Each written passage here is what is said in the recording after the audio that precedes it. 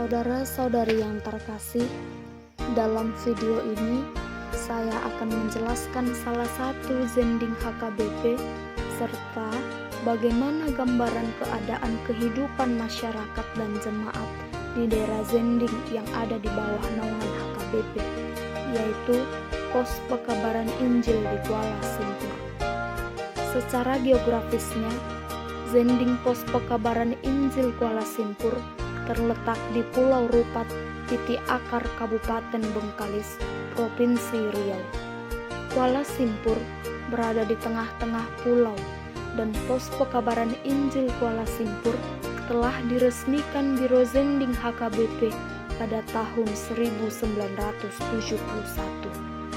Sehingga jemaat di Pos Pekabaran Injil Kuala Simpur dari awal didirikan hingga pada tahun ini semakin bertambah. Kurang lebih berjumlah 55 anggota keluarga, dan jemaatnya terdiri dari suku Batak yang merantau sehingga berdomisili di Kuala Simpur.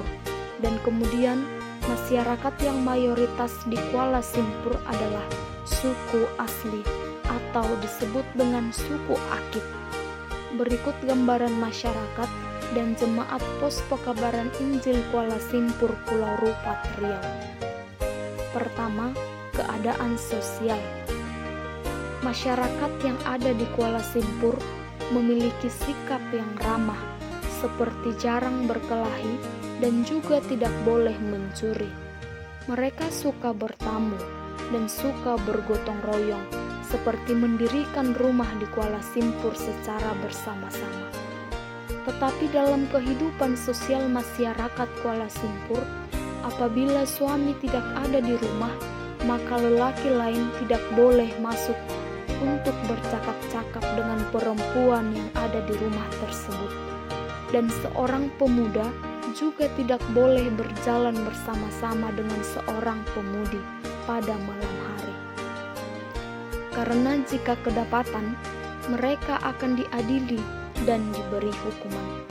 Sehingga dengan sikap mereka yang ramah, mereka selalu rindu akan adanya pelayan yang biasanya selalu mengunjungi mereka setiap harinya. Masyarakat Kuala Simpur sangat jauh dari perkotaan. Mereka tinggal di tengah-tengah pulau dan membangun perkampungan yang disebut dengan Kuala Simpur. Jauhnya dari perkotaan mengakibatkan masyarakat sangat sulit mendapat informasi dan pendidikan yang layak. Dan bahkan jaringan di Kuala Simpur masih sangat sulit didapatkan, dan ada titik tempat tertentu untuk mendapat sinyal yang bagus, sehingga untuk berkomunikasi saja melalui media sosial haruslah bersusah payah. Maka hamba Tuhan atau pelayan yang ada di Pos Pekabaran Injil Kuala Simpur kerap sekali mengunjungi jemaat di Kuala Simpur untuk melakukan konseling pastoral dan juga menjenguk orang-orang yang sakit, meskipun harus melakukan aturan kebudayaan yang ada di Kuala Simpur. Kedua, mata pencaharian. Kuala Simpur masih sangat jauh dari penghasilan yang baik, karena di Kuala Simpur mata pencaharian bersumber dari nelayan dan hasil tanaman dari sawit. Mereka juga sangat kesulitan untuk menjual hasil tangkapan ikan dan hasil tanaman sawit mereka, karena transportasi yang digunakan untuk menjual ke kota hanya memakai sampan atau kapal kecil yang muatannya hanya sedikit, sehingga sering sekali ikan yang mereka tangkap tidak bisa diantar ke kota untuk dijual. Biasanya alat yang mereka pakai untuk mengambil ikan hanyalah menggunakan jala ikan yang dimana hasil tangkapannya tidak banyak setiap harinya, sehingga mereka masih sangat jauh dari kehidupan yang sejahtera, dari ekonomi yang memadai, atau mereka masih tergolong pada kehidupan yang miskin.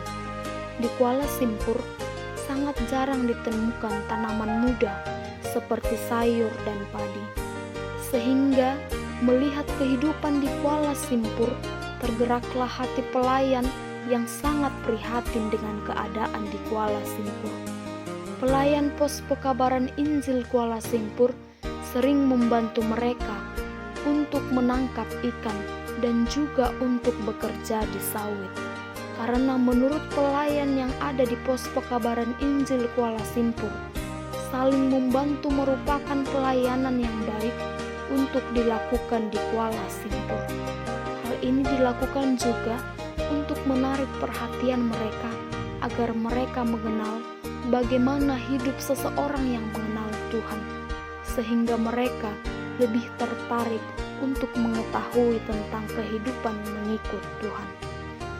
Ketiga, keadaan pendidikan. Kesadaran akan pentingnya pendidikan bagi masyarakat Kuala Simpur masih sangat minim, sehingga mereka sangat tertinggal dari pendidikan yang baik. Hal itu disebabkan karena keadaan Kuala Simpur yang berada di tengah-tengah pulau, sehingga jika ingin mendapat pendidikan yang baik dari sekolah, mereka harus menyeberangi pulau dengan menggunakan sampan dan berangkat pada pagi hari pukul 6 karena jarak tempuh yang cukup jauh. Di Kuala Simpur hanya ada satu sekolah, yaitu sekolah dasar, dan hanya ada 2 kelas. Keadaannya juga belum memadai, baik dari fasilitas seperti buku, seragam sekolah, dan lain sebagainya.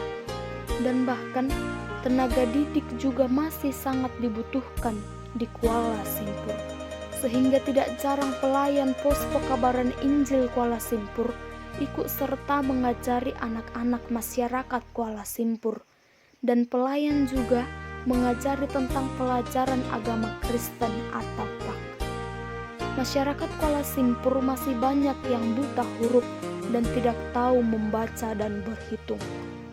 Minimnya kesadaran masyarakat Kuala Simpur untuk mencari pendidikan juga disebabkan karena pemikiran masyarakat yang belum maju. Menurut masyarakat Kuala Simpur, sumber daya alam dari pulau yang dekat dengan mereka sudah dapat mencukupi kebutuhan setiap harinya, sehingga kesadaran orang tua untuk mendorong anak-anaknya untuk sekolah sangat minim. Karena menurut mereka, pendidikan bukanlah hal yang utama atau yang terpenting. Maka dalam hal ini, sangat dibutuhkan relawan untuk mengajar mereka dalam mengembangkan serta menyadarkan mereka terhadap pentingnya pendidikan. Walaupun sebenarnya, para pelayan Tuhan yang ada di pos pekabaran Injil Kuala Simpur selalu memberikan waktu untuk ikut serta mengajar mereka membaca, berhitung, dan lain-lain. Keempat, kebudayaan.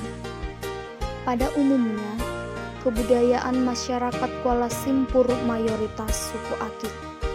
Namun seiring berjalannya waktu, suku Batak juga hadir di tengah-tengah kehidupan Kuala Simpur, sehingga suku Batak di Kuala Simpur memiliki ladang dan berdomisili di Kuala Simpur, dan suku Batak di Kuala Simpur memiliki agama Kristen. Kemudian kebudayaan yang dimiliki suku Akit sangat masih kental terhadap kepercayaan kepada arwah nenek moyang yang sudah meninggal. Suku Akit yang ada di Pulau Simpur meyakini bahwa hubungan arwah nenek moyang mereka masih ada dengan orang yang ada di dunia ini. Hal itu terlihat dalam tradisi kelahiran dan kematian. Bagi suku Akit, apabila seorang ibu hendak melahirkan atau sudah hamil tua, maka akan diadakan acara deker atau berdatu. Mereka yakini acara deker bertujuan untuk mengundang arwah nenek moyang agar nantinya bayi cepat lahir dengan pertolongan bidan. Bagi masyarakat, ada beberapa keharusan yang dilakukan pada saat lahiran. Bila bayi lahir, maka di setiap rumah ditaruh duri, karena mereka mempercayai jika sudut rumah sudah ditaruh duri, maka hantu jahat tidak mengganggu si bayi dan ibunya yang lahiran. Kemudian dalam budaya acara kematian, suku Akit di Pulau Simpur sangatlah terlihat jelas kepercayaan mereka terhadap nenek moyang. Hal itu terlihat dari kebiasaan masyarakat Kuala Simpur jika ada orang yang meninggal. Maka persediaan yang biasa dimakan dan diminum sewaktu hidupnya akan dimasukkan ke dalam peti mayat, dan mereka menganggap itu merupakan persediaan orang mati agar jangan datang untuk meminta makan dan minum kepada orang yang masih hidup. Bahkan sewaktu mayat belum dikubur, makanan dan minuman akan dibuat dekat dengan mayat, karena masyarakat Kuala Simpur suku Akit masih mempercayai arwah mayat yang sudah meninggal masih bisa makan dan minum. Dan ketika meninggal, maka tutup peti mayat tidaklah dipaku, karena suku Akit yang ada di Kuala Simpur menganggap rohnya kelak dapat keluar dari peti, kemudian akan dilakukanlah penaburan uang kertas. Bagi kebudayaan suku Akit, dalam acara kematian tidak berakhir pada penguburan, tetapi masih berlanjut pada acara kenduri atau penyembahan dengan memberikan sajian makanan yang biasa dimakan selama hidupnya. Sajian dalam sembayang dilakukan sebanyak 4 kali, yaitu sembayang 7 hari sesudah penguburan, kemudian sembayang 10 hari sesudah penguburan, sembayang 100 hari sesudah penguburan, dan yang terakhir sembayang 1 tahun sesudah penguburan. Tujuan dari sembayang itu juga memberi makan hantu atau roh yang sudah meninggal. Hal itu dilakukan karena suku Akit masih percaya kepada nenek moyang yang masih memiliki peran untuk menentukan kehidupan manusia di dunia ini. Roh nenek moyang yang mereka percayai disebut dengan Timbang, dan istrinya bernama Bakul. Mereka mempercayai bahwa arwah nenek moyang yang sudah meninggal dapat dipanggil melalui datu atau bomo untuk menyembuhkan penyakit, memberi kesuburan, melindungi dan memberkati orang yang ada di dunia ini. Menurut masyarakat Kuala Simpur, jika ada penyakit dan malapetaka, dianggap perbuatan hantu yang sedang marah, sehingga hanya dukun atau bomolah yang dapat menyembuhkan melalui bedeker atau sembayang. Adat dan tradisi masih sangat kental dilakukan di Kuala Simpur, walaupun sebenarnya adat atau tradisi suku Akit sangat menyalahi aturan dan dogmatika dari pekabaran Injil HKBP.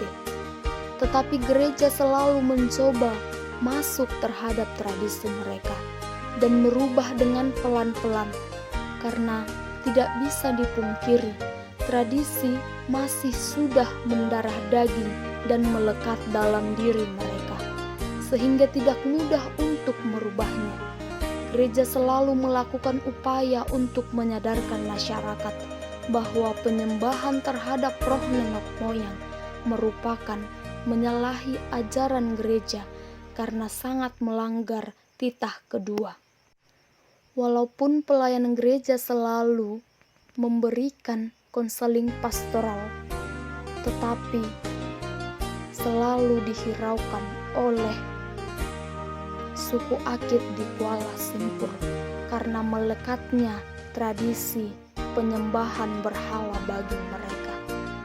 Tetapi pelayan tidak pernah lelah untuk mensosialisasikannya kepada jemaat dengan melakukan tindakan yang tepat, seperti melakukan konseling pastoral dan melakukan berbagai pendekatan yang dilakukan oleh pelayan pos pekabaran Injil Kuala Simpur. Kelima, pelayan kesehatan. pelayanan kesehatan di Kuala Simpur masih belum ada, karena keyakinan suku Akit yang mempercayai arwah nenek moyang yang bisa menyembuhkan berbagai penyakit. Sehingga jika masyarakat suku Akit sakit, mereka menggunakan pengobatan tradisional yang disebut dengan bedeker, yang dilakukan untuk mengusir roh atau hantu yang mengganggu dan mengirimkan penyakit. Bedeker artinya berdukun, dan hanya dukunlah yang dianggap dapat melakukan interaksi dengan roh atau makhluk halus. Dukun yang menjadi perantara menanyakan sebab akibat penyakit dan apa saja obat yang diperlukan.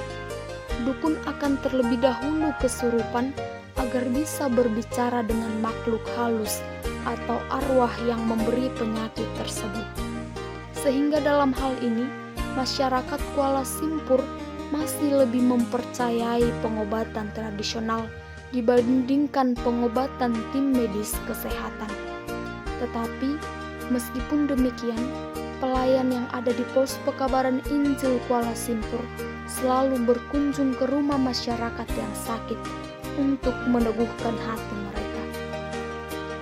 Maka berdasarkan keadaan masyarakat dan jemaat pos pekabaran Injil di Kuala Simpur, kita akan melihat bagaimana pelayanan Tritugas Panggilan Gereja yang ada di pos pekabaran Injil Kuala Simpur, dan menanggapi keadaan masyarakat dan jemaat, serta bagaimana pelayan yang sudah dilakukan di Kuala Simpur dalam melakukan misi Yesus Kristus yang tertulis di Matius 28 ayat 19 sampai 20. Demikian firman Tuhan. Karena itu, pergilah, jadikanlah semua bangsa muridku, dan baptislah mereka dalam nama Bapa, Anak, dan Roh Kudus. Dan ajarlah mereka melakukan segala sesuatu yang telah kuperintahkan kepadamu. Dan ketahuilah, aku menyertai kamu senantiasa sampai kepada akhir zaman. Kita mengetahui ada tritugas panggilan gereja dalam mewujudkan misi Allah di tengah-tengah dunia ini, yaitu yang pertama, koinonia atau bersekutu, kedua, marturia atau bersaksi, ketiga, diakonia atau melayani. Dalam pelayanan koinonia artinya bersekutu. Persekutuan yang dilakukan oleh pelayanan pos pekabaran Injil Kuala Simpur sudah terlihat jelas dan sudah terlaksana. Hal itu terlihat dari peribadahan yang ada di gereja, yaitu peribadahan kepada anak sekolah minggu dan peribadahan umum, dan juga peribadahan di Pulau Simpur, yaitu di setiap rumah jemaat pos pekabaran Injil Kuala Simpur. Kedua, marturia atau bersaksi. Hal ini merupakan tugas gereja untuk mampu menjadi saksi agar kabar baik sampai kepada semua orang. Di pos pekabaran Injil Kuala Simpur sudah terlaksana. Hal ini dapat kita lihat dalam kesaksian pelayan gereja atau hamba Tuhan pada saat ibadah gereja dan ibadah di rumah jemaat, dan lain sebagainya. Tujuan dari hal ini dilakukan agar jemaat menyadari ternyata Tuhanlah yang patut untuk dipermuliakan, dan hanya Tuhan yang mampu melakukan segala sesuatunya, bukanlah nenek moyang atau orang yang sudah meninggal. Pelayanan hamba Tuhan selalu memberitakan kesaksian pelayanannya bagi masyarakat, agar mereka semakin banyak yang percaya dan mengikut Yesus Kristus di dalam kehidupannya. Kemudian yang terakhir yaitu diakonia atau melayani adalah salah satu tugas gereja yang sangat penting dilakukan oleh gereja. Dalam Yohanes pasal 12 ayat 26, demikian firman Tuhan. Barang siapa melayani aku, ia harus mengikut aku, dan di mana aku berada, di situ pun pelayananku akan berada. Barang siapa melayani aku, ia akan dihormati Bapa. Dalam bidang marturia atau melayani ini sudah dilakukan oleh Yesus terlebih dahulu, dan kita diutus juga untuk melakukan pelayanan tersebut. Maka pelayanan pos pekabaran Injil Kuala Simpur sudah melakukan hidup untuk melayani, seperti melakukan konseling pastoral kepada orang yang sakit, menjenguk orang yang sakit. Pelayan pos pekabaran Injil Kuala Simpur juga ikut memberikan sumbangan kepada masyarakat, terkhususnya sumbangan berupa buku dan peralatan belajar lainnya bagi anak sekolah. Pelayanan dilakukan juga seperti kunjungan jemaat di rumah ataupun di tempat masyarakat di mana mereka bekerja untuk menangkap ikan atau ketika mereka mengambil sawit. Semua pelayanan tersebut dilakukan pelayan yang ada di pos pekabaran Injil Kuala Simpur dengan setulus hati, agar kabar baik keselamatan atau kabar baik sampai kepada semua orang, terkhususnya sampai kepada masyarakat dan jemaat yang ada di pos pekabaran Injil Kuala Simpur. Maka dari hal itu, pelayanan masih sangat dibutuhkan di pos pekabaran Injil Kuala Simpur, Pulau Rupat, Kabupaten Bengkalis, Provinsi Riau. Dan mari melakukan misi Yesus Kristus di tengah-tengah dunia ini dengan membawa pembebasan seperti yang tertulis dalam Markus pasal 16 ayat 15. Lalu ia berkata kepada mereka, "Pergilah ke seluruh dunia, beritakanlah Injil kepada segala makhluk."